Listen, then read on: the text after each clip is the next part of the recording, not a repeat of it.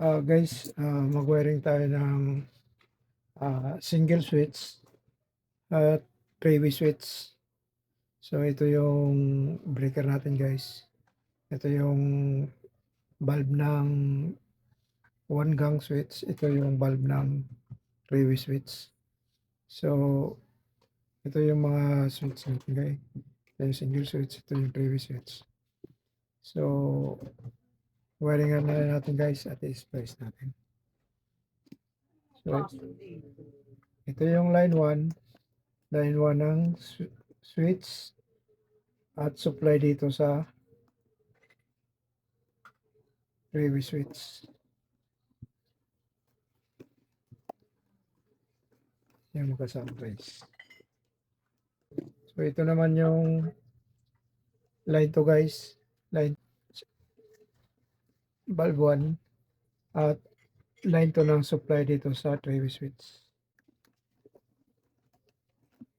Ito naman yung return guys ng bulb 1. Ito naman yung line 2 three-way switch. Ito yung line 2 guys. Supply ng three-way switch natin na ilaw. Guys, yung line 1 papunta dito sa three-way switch. So dito natin yan nakalagay sa opposition. Yan. So ito naman yung traveler guys. Kahit saan dito ikabit yan.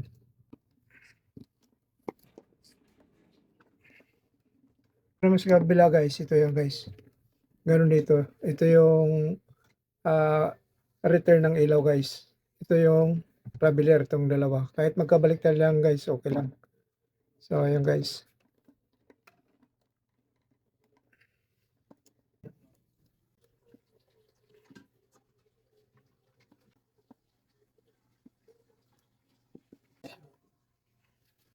So on natin yung breaker guys.